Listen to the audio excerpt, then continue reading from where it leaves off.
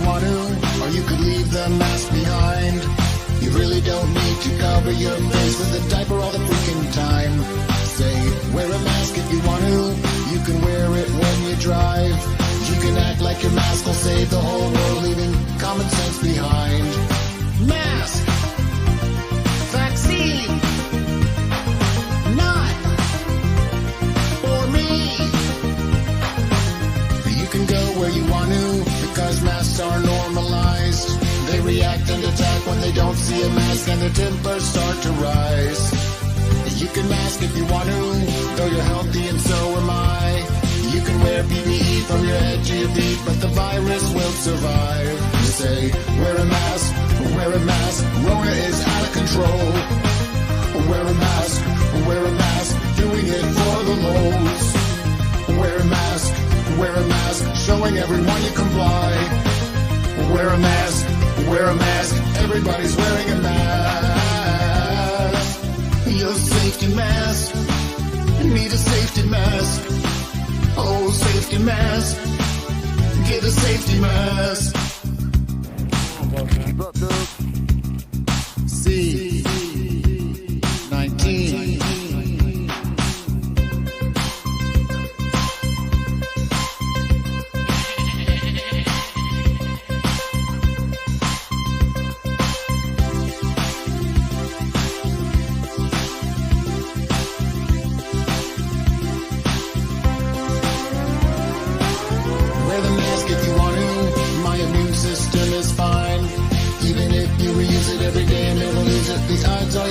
Fine.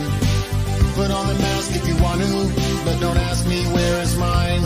Cause I don't wear a mask, and since I don't mask, just stay 6 feet behind. Wear the mask, symbolize your control. Wear the mask, regurgitate what you're told. Wear the mask, put a piece of cloth on your face. Wear the mask, savior of the whole human race. It's a safety mask,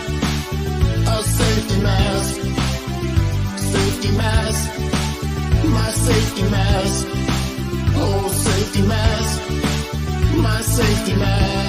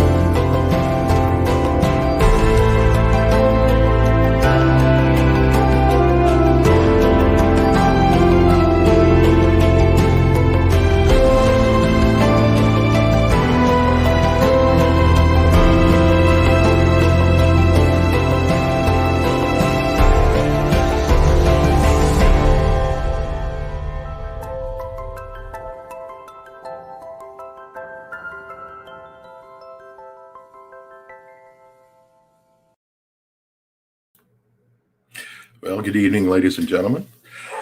We're back. Jon Mihalich, my co-host, is here. I hope Ed will put him up on screen with me here in a second.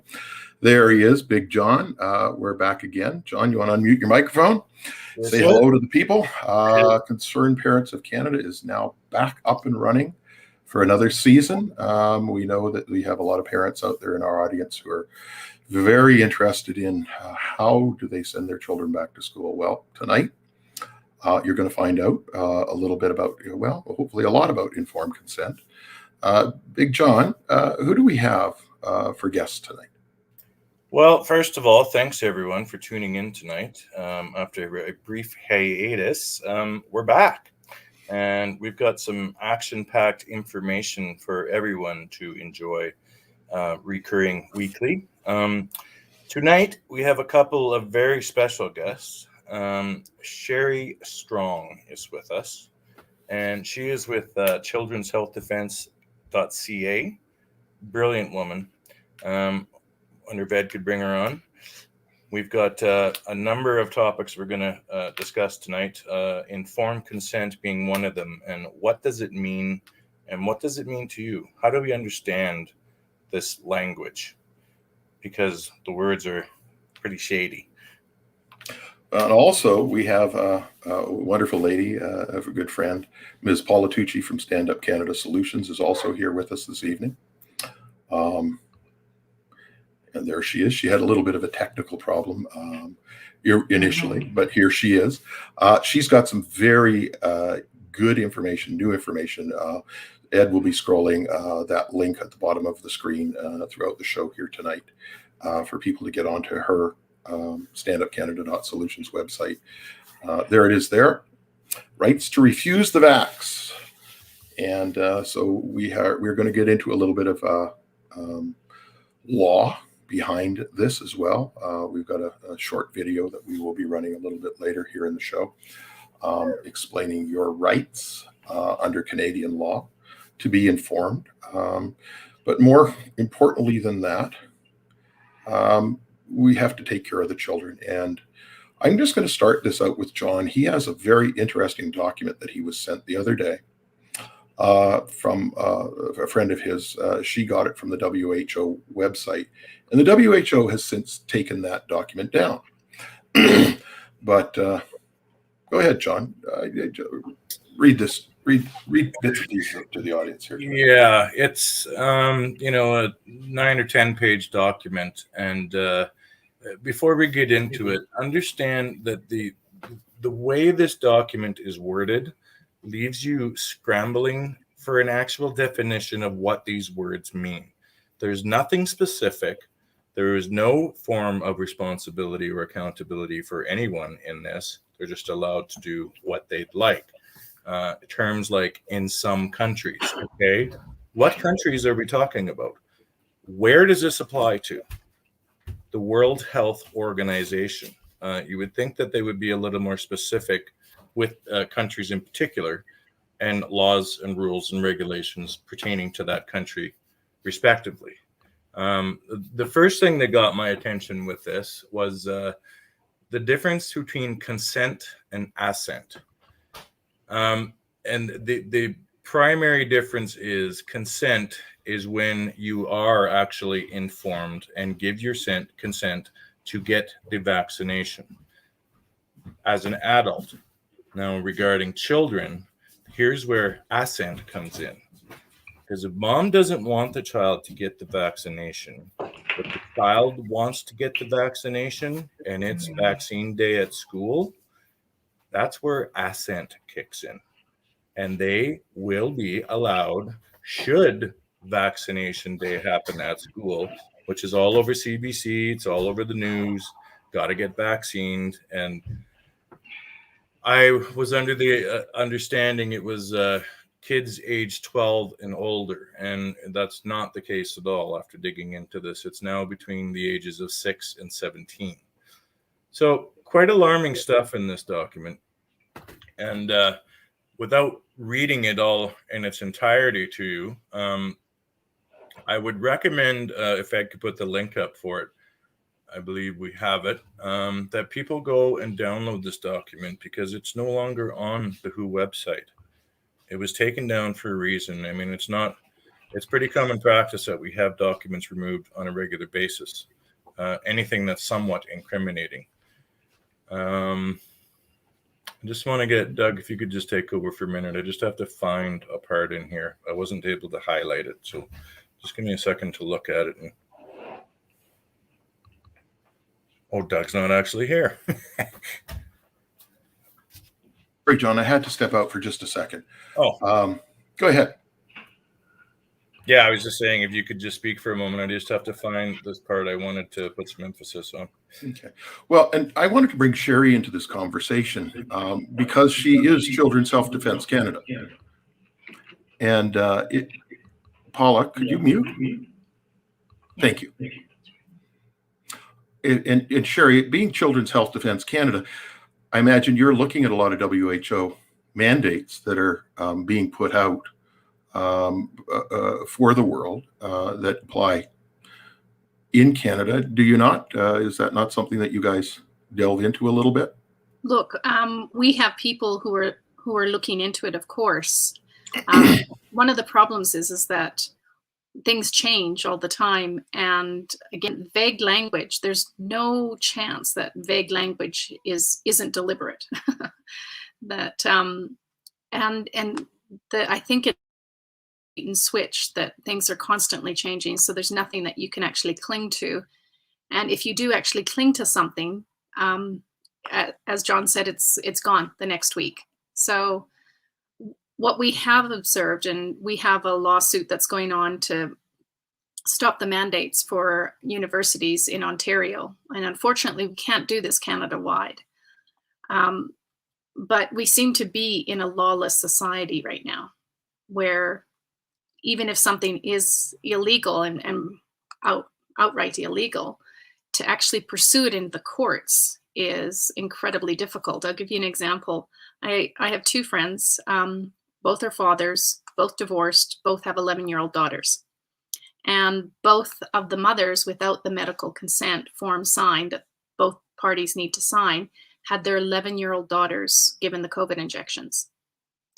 And when the one father took his wife, ex-wife to court to then say, please don't get the second injection, the judge actually laughed at him. He brought his lawyer and he was laughed at. So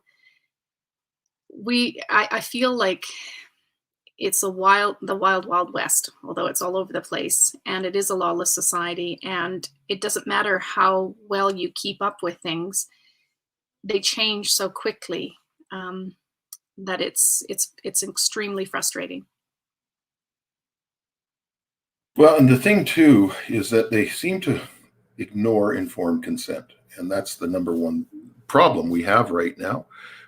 People go into these inoculation clinics and get the jab and walk out and drop dead in some cases, or have adverse side effects in other cases. What they're not telling the inoculators, though, is that here in Canada we have laws about informed consent, and the inoculator, the vaccine company, might be isolated from being sued because the government has given them the freedom to go ahead and poison us all. But the inoculators themselves, people like Shoppers Drug Mart, Rexall Drugs, Walmart, et cetera, they have no immunity. And if they have not given immune consent to the people that they're inoculating, and those people have adverse side effects, including death, they can be sued personally under Canadian law. And it's the way the government protects their buddies in the big pharma. But even that, now we're starting to see, and we will start seeing this coming forward very quickly, a little lawsuit called malfeasance tort, which is actually a criminal tort. And because it's criminal, the vaccine companies are no longer have protection. They're protected from civil suits, not criminal suits. So we're going to start seeing some of that happen. I happen to know a couple of lawyers that are working on cases to be filed here in Canada now for malfeasance. And they're going to go after not only the vaccine companies, but the politicians also that have pushed this across. But tonight, we want to talk about informed consent. And what is that? And you made a wonderful example of that. The father didn't sign off on the forms, but the mother did, and they were vaccinated. And then the judge laughed at the guy in court about the second jab. Well, I would inform him to take that man, that judge. He can be charged, and take him. You want to laugh at me in court, and you want to give my wife permission without my consent? And we have to take the offensive. We have to go after these people. They don't have immunity. The only people that have immunity today in Ontario are the public officials. They have immunity from civil suit. They don't have immunity from criminal tort, which is malfeasance. And so you can go after them. And without informed consent, that pretty much also negates their civil immunity, because they still have to follow the law and they still have to make sure that people are informed. Now, Pfizer and Moderna, if you open the box and you take out the thing, that piece of paper that's inside is completely blank. So how do you have informed consent if the vaccine companies are not going to reveal what's in their vaccines? And they say, well, it's proprietary, it's in BS. That's simple. If you're going to stick that into people's arms, then you better tell them what they're getting, and you better tell them about their adverse side effects, and especially with these children. Now, these children, I'm going to bring Jon back in because in that document, there's something there about, I think it's called tacit. Is that, I'm not sure if that's the right word, Jon. Yeah. Go ahead and you explain this to the audience here tonight. Yeah, that's right.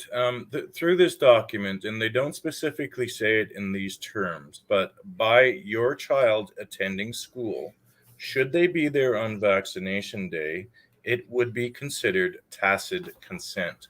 And the verbiage that they've used for it, there's three different definitions of consent for this: a format written consent, a verbal consent process, or an implied consent process. So you don't actually have to say a word and you've agreed. And this is from the WHO website. It's quite interesting how they put this stuff in your mouth. And the tacit consent part really gets me, because they're going to stick this stuff in our kids. And let's not forget, it is experimental and we don't know what's going to happen yet, other than death being one of the massive side effects where lots of people are dying. And, those who are awake know what's coming down the pipe regarding vaccines. So it's a time to really be concerned and to, be diligent and vigilant and do your homework and start to do some research. Well, and here in Canada, the law states that implied consent is not informed consent. And so the WHO can say implied, but in Canada, the law on our book says, no, that's not informed consent. Informed consent is done verbally or written. So I'm going to grab the phone. So Jon, grab.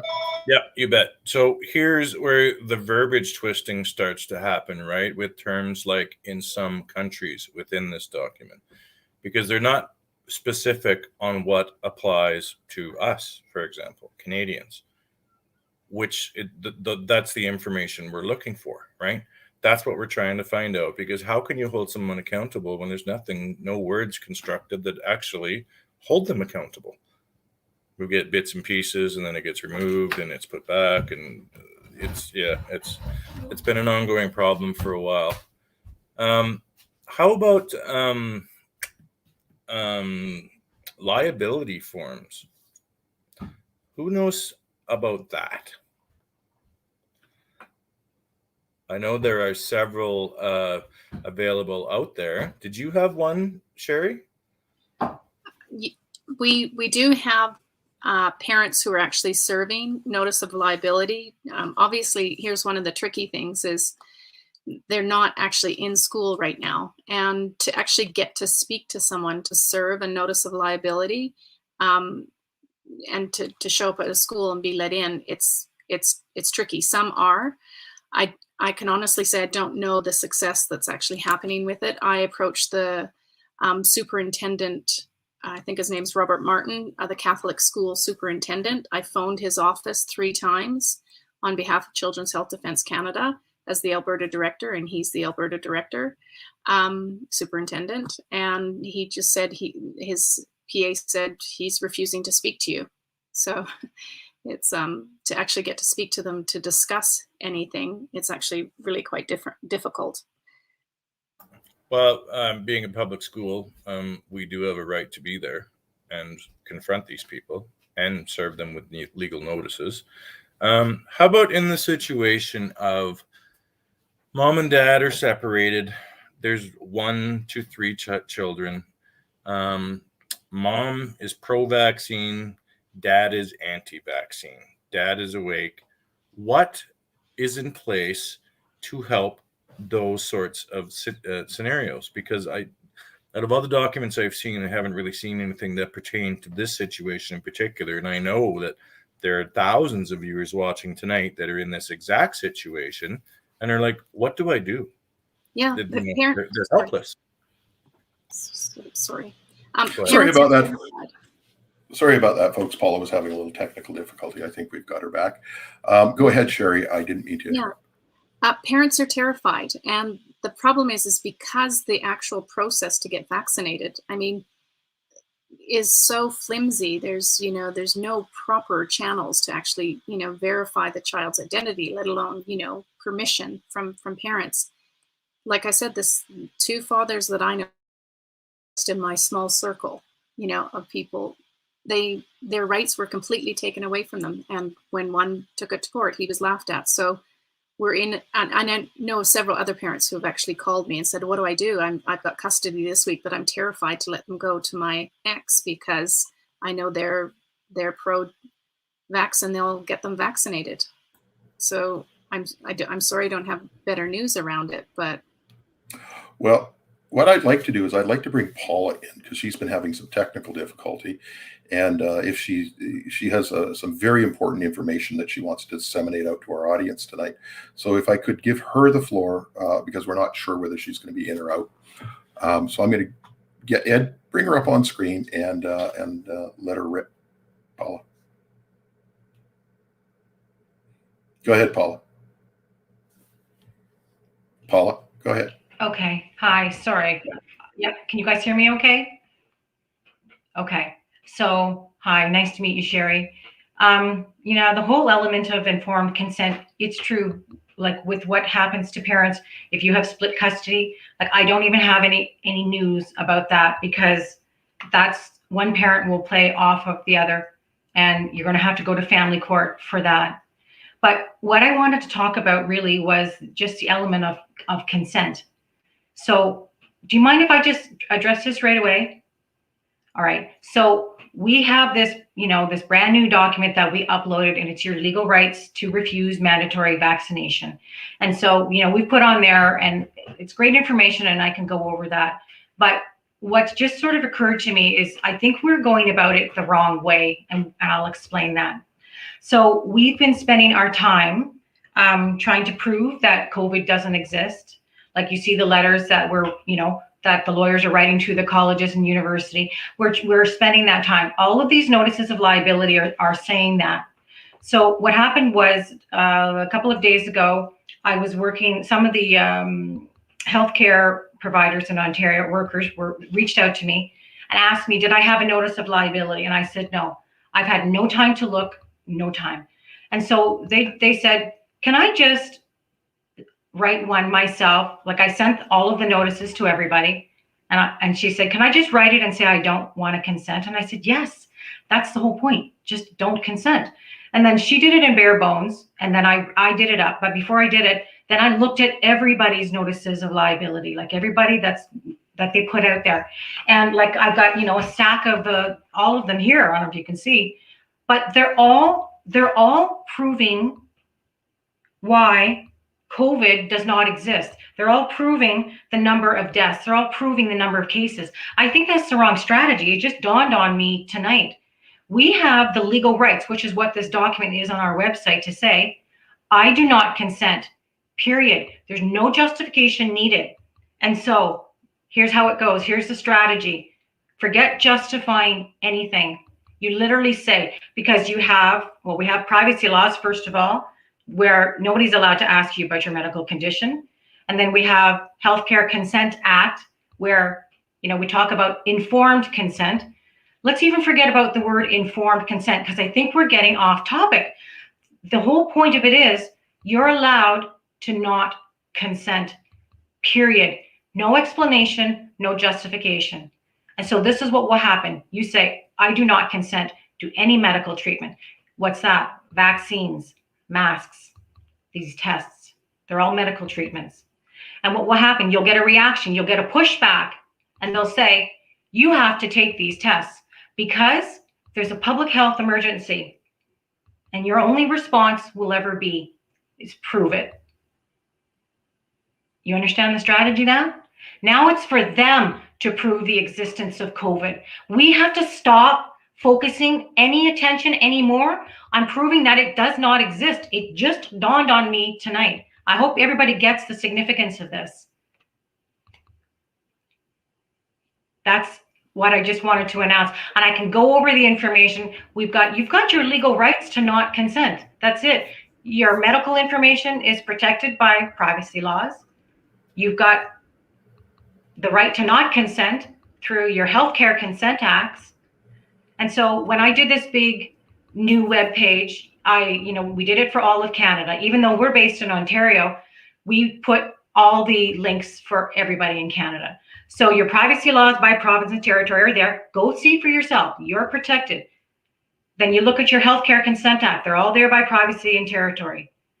You draft up. And so we already have, I drafted this up for these healthcare workers, which will, I'm not even going to mention it because that's their initiative, but it's just literally a generic, it's a non-consent notice or notice of liability, but it's non-consent. I'm holding my ground. These are my lawful and legal rights to say I don't consent, period. That's it. The onus is now on them to prove it. That's what I just wanted to just have everybody's attention, because on the edge, so I put up all your legal rights and trying to get people to realize you have the power in your life. And so we've given it away, right? So someone's saying to you, well, you have to take this vaccine. Let's actually forget the vaccine. Let's talk about sexual assault for a second, because it's consent for sexual assault or consent for taking a medical treatment. Let's pretend this is sexual assault. Where in anybody's right mind would we say, I'm going to tell you all the reasons up front why I don't want to be sexually assaulted. You know what? It's going to harm me. We wouldn't do that at all. It would happen. We would say no. And so we have been caught up from the very beginning because all of this nonsense has come in and we've all done what we do best. We are looking at it and what are we doing? We're trying to counter it. And I just realized I think that's been the wrong strategy. We have to stop countering it. We have to stand in our legal rights while we still have them before they rewrite the laws and say that Healthcare Consent Act doesn't even exist. There's no such thing as consent. So this is what I would like people to focus on. And so when we put this document together on the website, at the very bottom, I said, well, here's all the notices of liability. There's all kinds. Check it out. There's some for an employer. There's for students. There for yourself. And there, elements of informed consent, and you name it. And so it wasn't until I was forced to look so I could help somebody out, right? Because that's what I do. I'm a retired public servant. I'm a former analyst. It's black or white. There's no gray. And I can see Doug smiling because that's it. There's no shades of gray. It's either black or it's white. And that's what I did for a living in the government. And so I'm not anti-government. I'm all about strategy. And I think we need to take the right strategy now. So, yeah. Well, and I was going to say, people, I got a call from a group at a certain university today who are being told that if they don't take the vaccine, they could lose their job. And so they're being forced under duress to take this vaccine. And now the parents are being put under duress to have their children vaccinated to send them back to school. Ed, I'd like you to play that 2-minute clip that I sent you from an attorney, because I think this is extremely important. It ties in with what Paula has just said and what I've just said. So if you could put that up, very interesting. It's only 2 minutes long, but it goes into the law here in Canada and how it's precedent within the courts. So Ed. And there's two main areas that I think these vaccines are problematic. One is the issue of consent, and specifically consent to medical treatment. And two are the charter implications and human rights implications. So I think as a starting point, I want to establish that consent to medical treatment is a thing in Canadian law. Medical treatment is an assault if it is not done with not only the consent, but the informed consent of a patient. I'm going to start by going all the way back to 1945, the Supreme Court decision of Parmley and Parmley. The key quotation from this decision starts at page 645, and the Supreme Court there said, quote, "The conclusion appears unavoidable that both of the parties hereto, particularly in the operating room, failed to recognize the right of a patient when consulting a professional man in the practice of his profession to have an examination, a diagnosis, advice, and consultations, and that thereafter it is for the patient to determine what, if any, operation or treatment shall be proceeded with." They went on to say that it may be that in the operating room the parties hereto were of the opinion that they were acting in the best interests of Mrs. Ewell in extracting the teeth, but that is not the point. And here's the point. As was said by Garrison J., no amount of professional skill can justify the substitution of the will of the surgeon for that of his patient. This was reiterated in another Supreme Court of Canada decision, Hopp and Lepp, a 1980 decision of the Supreme Court. And in speaking about the term informed consent, they noted that at that time was a term frequently used in American cases, and it, quote, "reflects the fact that although there is generally prior consent by a patient to propose surgery or therapy, this does not immunize the surgeon or physician from liability for battery or for negligence if he has failed in a duty to disclose the risks of the surgery or treatment known or should be known to him and which are unknown to the patient. The underlying principle is the right of a patient to decide what, if anything, should be done with his body." I mean, this is really the enunciation of the my body, my choice principle. And it states, "It follows, therefore, that a patient's consent, whether to surgery or to therapy, will give protection to his surgeon or physician only if the patient has been sufficiently informed to enable him to make a choice whether or not to submit to the surgery or therapy." So it's absolutely clear that in Canadian law, a patient must consent to any medical treatment, otherwise it's a form of battery, otherwise known as an assault. And an assault is any application of force on an individual without their consent. Yeah. So there you go. And that we have case law for.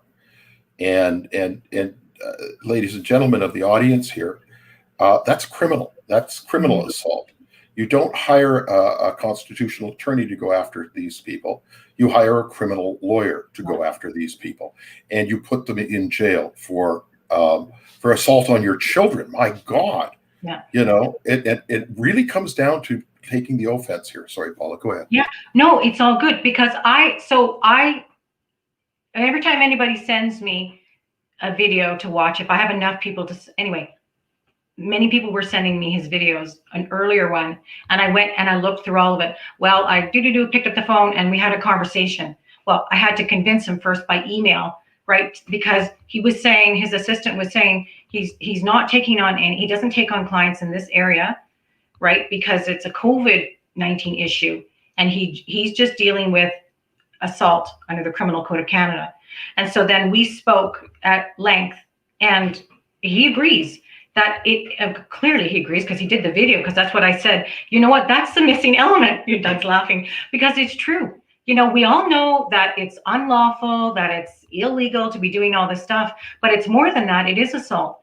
And so people are putting the mask on or getting themselves inoculated, but they're doing it under duress. And if you consent under fear or duress, it's not consent.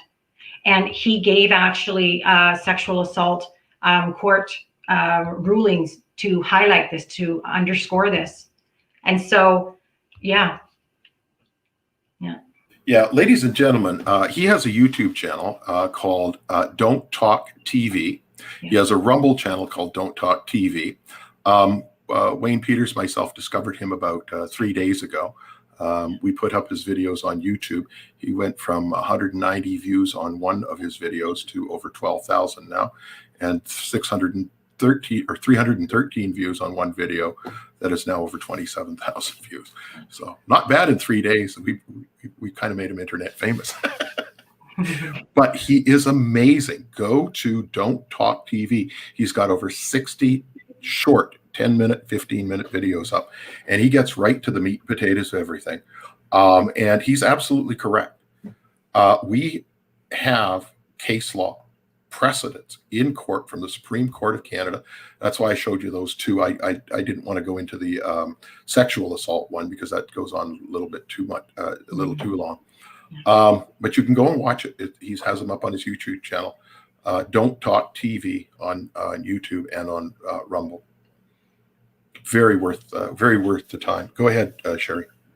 I just wanted to add that Children's Health Defence Canada does actually have on our website the notice of legal liability, that letters that have been sent out to Western University, Seneca College, and there's another group of, there's quite a long list of universities where they've CDHC has served the following Ontario college and university legal notices addressing unethical and unconstitutional vaccine mandates. Now, that's obviously for secondary, post-secondary education. One of the things, and I will just say that this is not representative of the views of Children's Health Defence Canada, and I'm not saying it isn't or it is.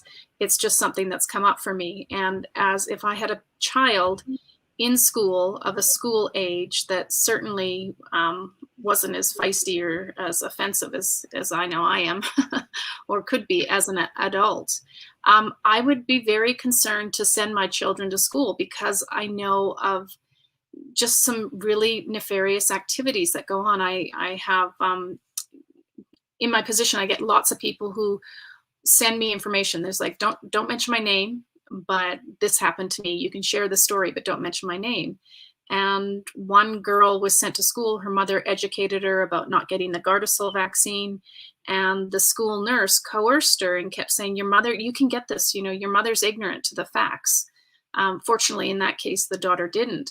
But many times children will crush under the pressure of someone in a lab coat or someone, I had one woman tell me about her child was weekly taken aside in a group with other children who weren't vaccinated, and they had to stay at lunch while the teacher lectured them on getting vaccinated. So I would love to kind of just throw it out there and say, if you had school-age children, would you be pulling them from school? And what's the situation with that? Because once they get injected, they can't be uninjected. It's not like, a mask that they can take off. I'm curious what the group thinks. Can I add something to that? So Shirley Gerton is also a board member of Stand Up Canada, and Shirley was telling us or somebody else that it's a brilliant idea for your children. Like, first of all, parenting belongs with the family, with the parents. It doesn't belong with the school, right? And a lot of parents abdicate that and are too afraid to assert their parental rights or actually take control of your children. You're the parents, not the teacher, not the nurse. So what Shirley did, and I don't think she'll mind me telling you because it's a brilliant strategy, when her children were little, it was, for the whole like stalker syndrome, the white van thing, she had them they had a code word. And so that would be like the code word could be banana or blue. And if their children were with somebody and they said, your mom and dad said it was okay, your mom and dad said it was okay to get the vaccine, the child would say, okay, well, what's the code word? So that at least the children would be empowered for some, to know that their parents didn't consent that way. Like, the coercion is ridiculous. And if my daughter, I have an older daughter, if she were still in school, absolutely, she would have been out from day one, which is what I kept saying last year to everybody. Why are you letting your children there? You take your power back, remove them, and defund the public education system. That's your only power. You don't want to go to a store that doesn't serve you. Don't give them your money. Go somewhere else. Take your power back. So for parents that are letting that happen, I know it's an awkward situation. And parents can't have their children homeschooled. Well, you have to have a choice. Homeschool your child, figure it out, or have them succumb to this. Like, these are tough choices, but actually it's not a tough choice. You're going to have your kids they're going to ask you when you're older, right? Or when they're older, it's going to be a hard conversation for some to have. Hi, Paula. Nice to see you again. Been some Yes. time. You too. I couldn't agree with you more. And here's the problem I'm finding with Canada, and especially within this movement. Canadians are wimps. Everyone is so afraid of the government that they're afraid to stand up for their parental rights. They're afraid to stand their ground. They're afraid to stand up against anything other than what they're told they can stand up for, which, of course, if it doesn't fit the narrative with the government, well, you are a racist, or you are, and it goes on and on and on. So we've got to reach a point where we get some real men and some real women back in this country that want to stand up for this, and fortunately, a lot of people that come on these shows, like yourselves included, have the balls to do that. Pardon my French, but we certainly need a lot more in order to make a difference, because the amount of people out there that are just so blind to what's going on, to the very facts that are literally everywhere, is completely astonishing. And I can't believe it's still happening. Mm-hmm. So just go ahead, Sherry. Sorry, go ahead. Oh, I was just going to add, some of us have labias, just to let you know, and those things can really take a beating, as Betty White used to say. We are getting a lot of calls, both personally and through Children's Health Defense, where people are like phoning up and saying, what can I do now? I'm terrified. What can I do?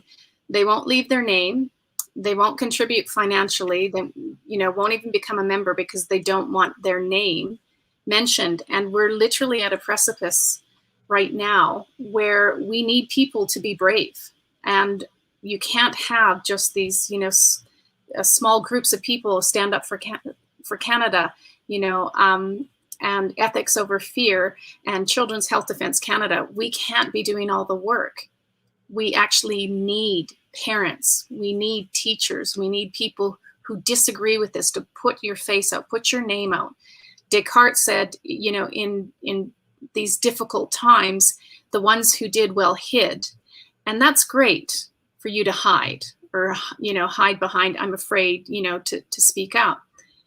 But you may now be hiding behind, a needle or an injection in your body if we don't all collectively actually speak up and band together. So there's no time for cowardice right now. And I know you're afraid.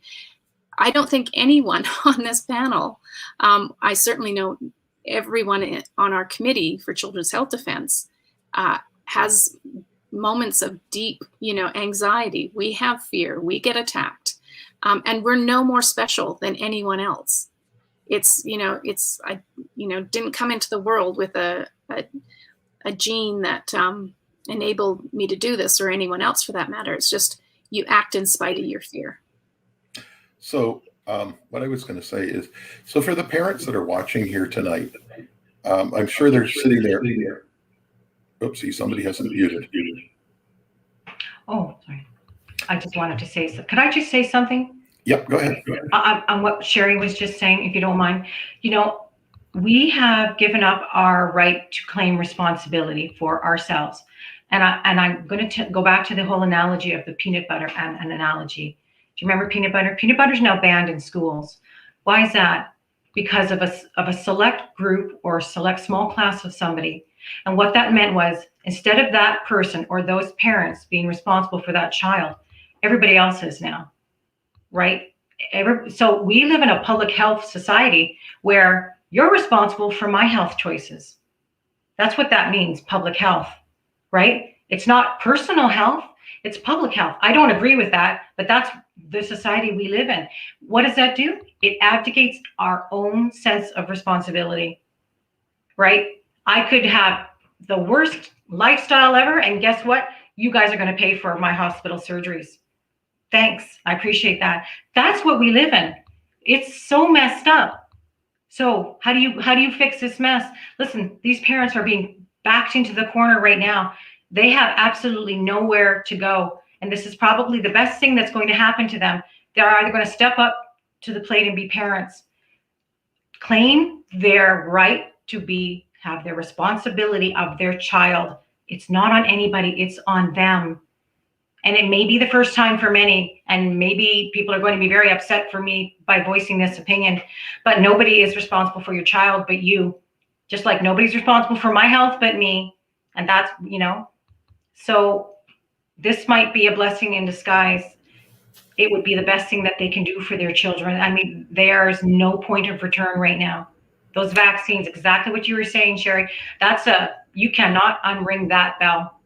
The damage with the mask, yeah, there's damage for sure. We know all about the damage, but we're talking something extremely, deadly consequences for the rest of their life. Parents have got to just take their power back. That's all I wanted to just follow up with that. And you took the words right out of my mouth, because this is what I was going to say. What to the parents here tonight?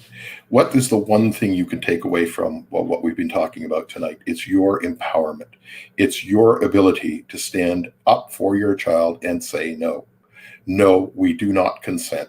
And if they don't like it, then take the child out of school. There are other alternatives. And by the way, if they really don't like it, and I understand that the elections are coming up now for school boards, along with municipal elections for mayors and city councilors. Throw your hat in the ring. If you want to make a difference, stand up and throw your hat in the ring. Get on the school board, along with like-minded parents, and tell the schools and tell the government, no, we are not instituting vaccines in this school. No, we are not doing masks. No, we are not doing social distancing. Run for office. It doesn't take a lot of money to go throw your hat in the ring for the school board. That's for darn sure, and it's local. If you live in small towns, if you're out there in Toronto, you're not going to run against John Tory for mayor of the city, but you certainly could run for mayor of smaller towns like Brantford, Bancroft, et cetera, and it's got to start somewhere. And if the small towns and small cities, and I use Ontario, Alberta can have the same thing. Once it starts there, it's bottom up. And that's how all wars are fought. All wars are fought in the trenches from the bottom up. And that's the only way we're going to win. And the only way that's going to happen is when people get off the couch, get out the door, and start saying no. Enough is enough. Go ahead, Sherry.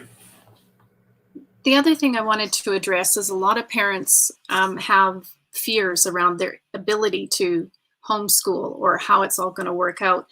And I've talked to many parents who are, had the same fears, who started homeschooling and were so richly rewarded by it. Yes, it's going to bring up challenges and that kind of thing, but start to look at your children's overall curriculum and literally the crap education that they're actually getting. It's to me, it's a glorified babysitting and indoctrination system. And there are ways, I think one of the things that could be really beautiful that could come out of this is for communities to come together.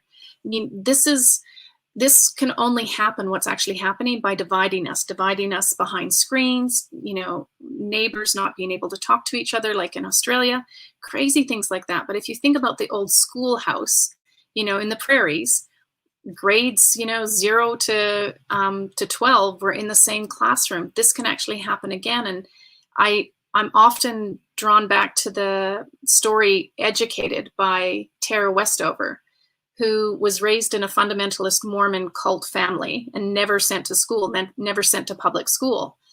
And she ended up going to Oxford and Harvard, never did a day of school in a public school system.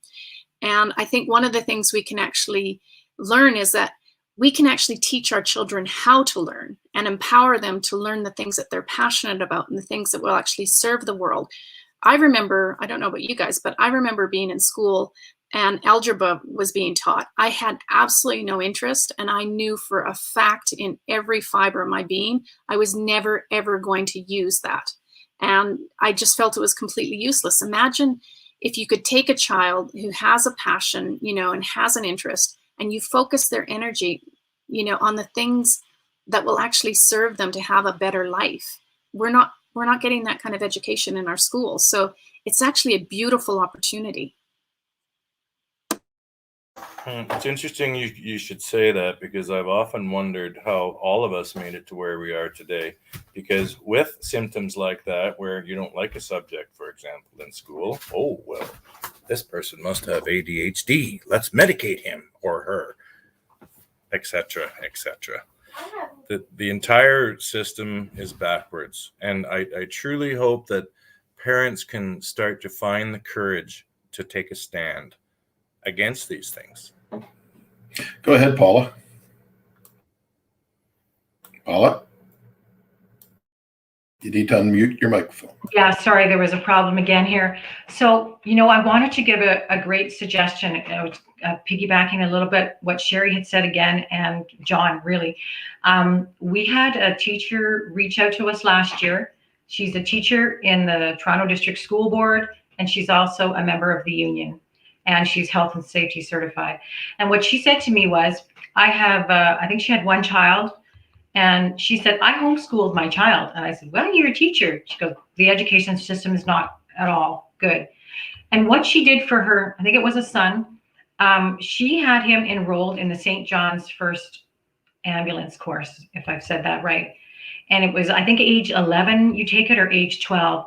And what that did, because she was a single parent, I think, and she went to work. And so she had to leave her son home like a latchkey kid.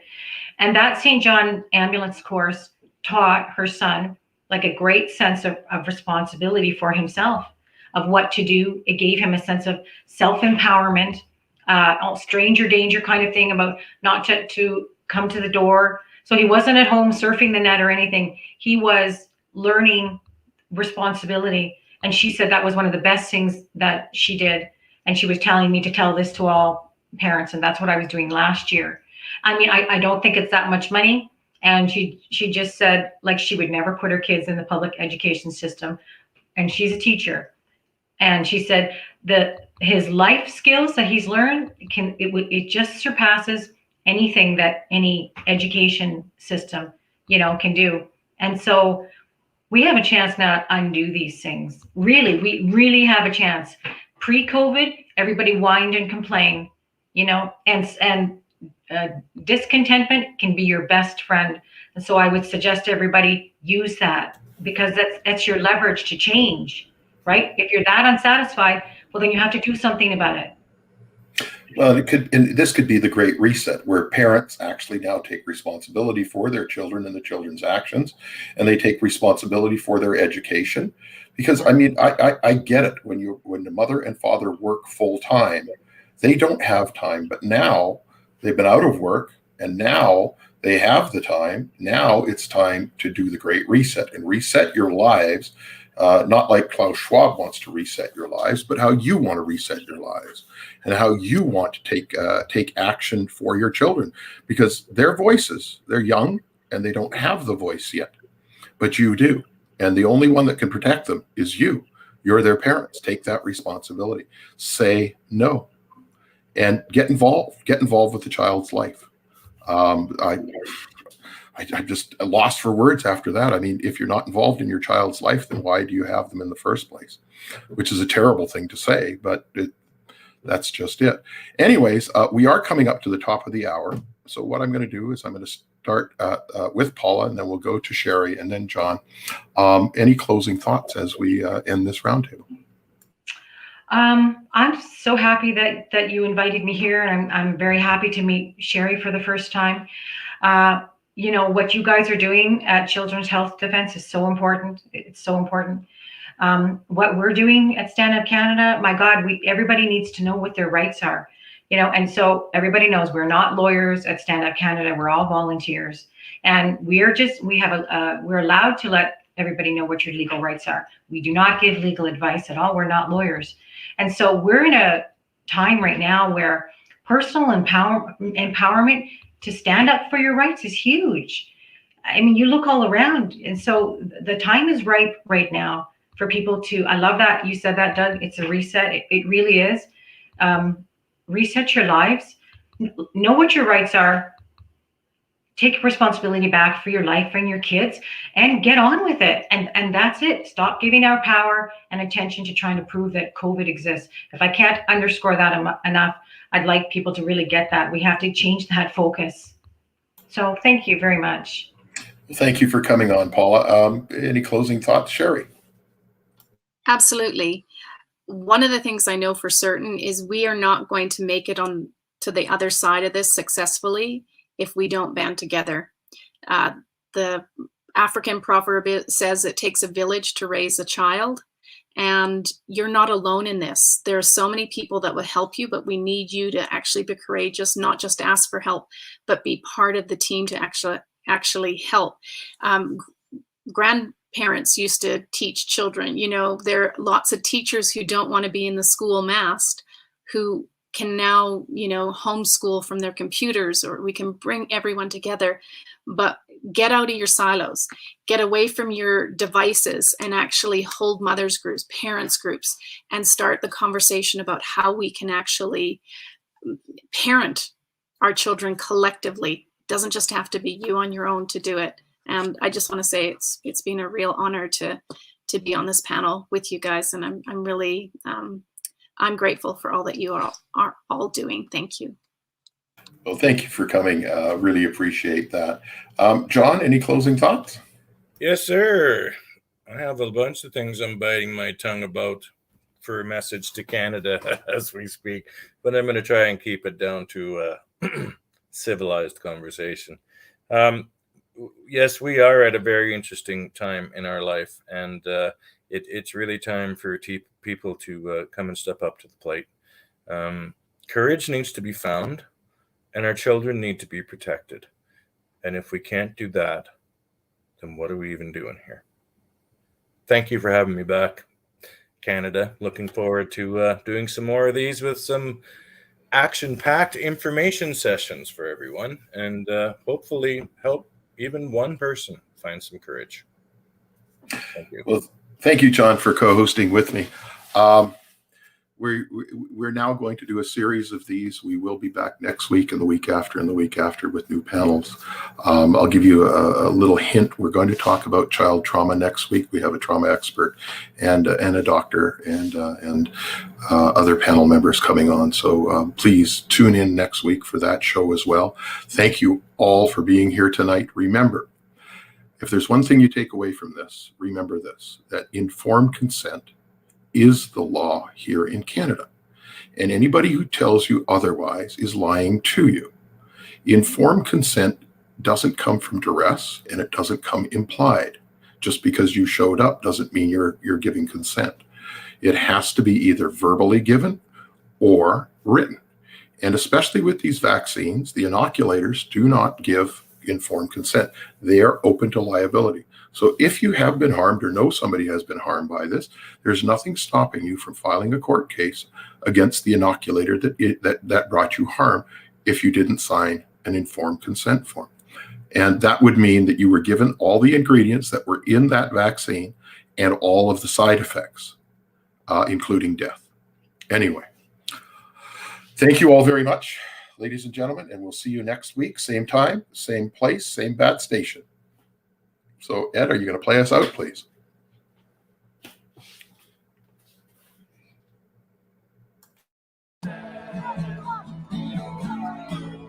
There'll be blue skies when the chemtrails are all gone. There'll be blue skies when the chemtrails are all gone. There'll be blue skies when the chemtrails and their evil contrails. Blue skies when the chemtrails are all gone. You can stick your coronavirus up your arm.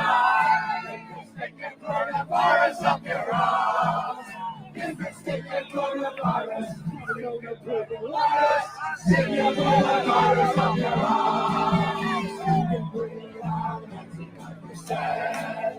Sing it, we are the 99%. Sing it, we are the 90%. Together, we are the 90%. We are the 99%. You can stick your poison vaccines up your arm. You can stick your poison vaccines up your arm. You can stick your poison vaccines. Stick your poison vaccines. Stick your poison vaccines up your arm. Singing we are the 99%. Singing we are the 90. Together we are mighty. We are the 99%. I'd rather be a human than a slave. I'd rather be a human than a slave. I'd rather be a human. Don't you know that you can rather be a human than a slave? We are the 99%. Singing we are the 99%. Singing we are the 90. Together we are mighty. We are the 99%. You're up your arms. You can stick and you will all